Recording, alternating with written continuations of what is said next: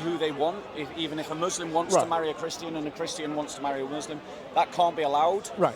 So that is my example of an apartheid system, right? Classic example. So that is a classic perfect example. Perfect example of an apartheid system. Right. And I'm saying that good people should oppose that system. And in Israel, none of those matter. That there is discrimination in Israel. But not apartheid. I'm getting to it. All right, go on. There is discrimination in Israel. All right. But in England, there's discrimination. Yes, exactly. Right. And so Israel is probably at the upper end of the spectrum of discrimination, but it hasn't passed the boundary of apartheid. Why? Or it has not passed the boundary. Why? So Israel is not apartheid. Why? Because in Israel, and I'm not going to allow this debate to get sunk into a let's blame the Jews. No, we're not going there, Bob. Honestly, but my point is good. You raised the question of apartheid. You do it, and I'm trying to get a reference of apartheid, and you said Saudi Arabia is perfect, the most perfect example of apartheid, but Israel is not. Agreed. And here's the reason why. In Israel, I don't know the exact number of how many Arab citizens there are, but Arab citizens in Israel have exactly the same right as Jewish citizens in Israel. There is an Arab judge who has passed judgment on the Jewish Prime Minister of Israel, Netanyahu. So much so that Netanyahu's government is trying to change the law about what the judges can do because an Arab judge pronounced judgment. What's the name of that judge? What? I don't remember his name. How you know he's Arab? Yeah, I know it because I've read about it. Okay. But I read about it ages ago, like when the court case was happening inside Israel.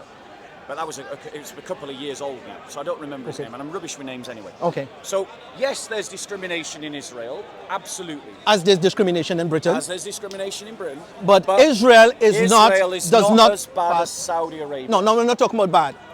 You see the concept of good and bad? Right. We've gone past that. We are talking about an apartheid like Saudi Arabia is. And like Sharia law. It is not apartheid, or it's not apartheid as? It is not an apartheid. It's not apartheid. It's not an apartheid. Saudi is apartheid. Yes. But Israel is not apartheid. Correct. Good. I understand that. So I'm just trying to get an understanding in your mind what in your mind as a reference is apartheid. And now you're crystal clear. Crystal clear. So what we say now, Islam is apartheid. Correct. And Islam is apartheid because the man is allowed to marry a Christian woman, Muslim man, but a Christian man cannot marry a Muslim woman. And also, for that, a Muslim woman can't marry a Christian man. Right. So there's two kinds of discrimination: one against women, and the other against Christians. Okay. So just who can marry you, and you're not allowed to marry you. That in itself is your definition of apartheid. No, because obviously, marrying children is wrong. No. And wait. Marrying children is morally wrong. And so groups that advocate for marrying children, like the left-wing paedophile progressive movement that pushes for the sexualization of children, or even some of your co-religionists in this park who advocate for marrying children, and I don't know what position you hold on that, Abdullah. Obviously, you should not be able to marry children. Right. Because children don't have compos mentis ability to make adult-like decisions. They don't have the brain power to do that. They've not got the brain development. And so it isn't a case that just because the law discriminates between one position and another, therefore you've got apartheid.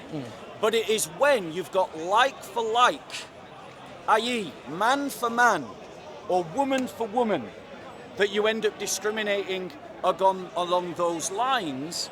That's when we can talk about apartheid, because I'm sure you agree that what happened in South Africa and what happened in America in the 1950s and the 1960s was an apartheid. It was a racial apartheid.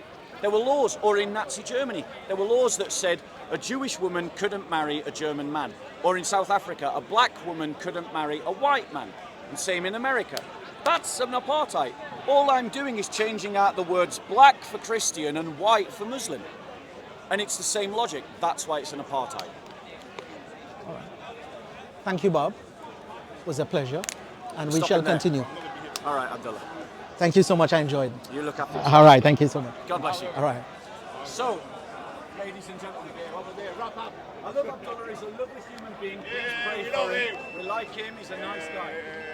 But what you just saw is Abdullah was silenced. Abdullah was silenced because he knows what I said was correct. He knows that my argument is sound, and he therefore knows in his heart. Abdullah, can I give you a gift, bro? Sure. Yeah, let me give you a gift. Now, I'm sure you've got a Bible, right? So I don't need to give you a Bible. Comment section, We have it all online as well. We have the app. Do you have a Bible, bro? Bible app. You don't have a Bible. Use it. Everybody use it. Right, let me give you an analog Bible. Oh, okay, I get that. Fair enough. Let me give you a different. Yeah, I'm just wondering if I've got a big print, and the answer to that question is probably not. So let me give you something else instead. Bear with us 1 second. And I just want to give it, Abdullah, just to show that, you know, whatever I say, it's not said in hatred, it's said in love. No hatred. And we love Muslims. We do love Muslims. Yeah. You know what Islam stands for me? What? It stands for I sincerely Islam love all Muslims. Yeah, that's cool. Oh, Right. You look after yourself. That was great. So Well, that was it. that's what Islam stands for me. I sincerely love all Muslims. So what you just saw, ladies and gentlemen, What did we see, Bob? is Abdullah was completely silenced by my argument. Okay. Completely shut down the discussion. Why? Because he knows that he can't defend the principle of an Islamic apartheid. And I suspect one of the reasons why Abdullah became a Muslim is because he is angry, rightly, at all the crimes white Europeans have committed against black folk. But he got bounced into Islam on a lie, that Islam is about justice. And he saw today that Islam is not about justice. And in that, brothers and sisters, you see that we as Christians have just cause to push back against Islamization, to push back against Islam and Sharia law. And you can also see that the Dawagandists, the one who are advocating for Islam, can't defend the principles of their religion. And you just saw that here today. And this end talk is going to get edited out of every Muslim channel. So when you hear this talk, look at all the Muslim cameras. This end talk won't appear on any of the Muslim channels, because the only way that they can defend Islam is through lying about it. Taqiyya. And we have demonstrated, ladies and gentlemen, in this debate, that Christians have a better form of law. We have a better understanding of law, and we have better values on which to build law, and better doctrines on which to build law. And we saw that in comparison, and Abdullah walked away because he didn't have an answer. Wasn't shouting at him, I wasn't interrupting him.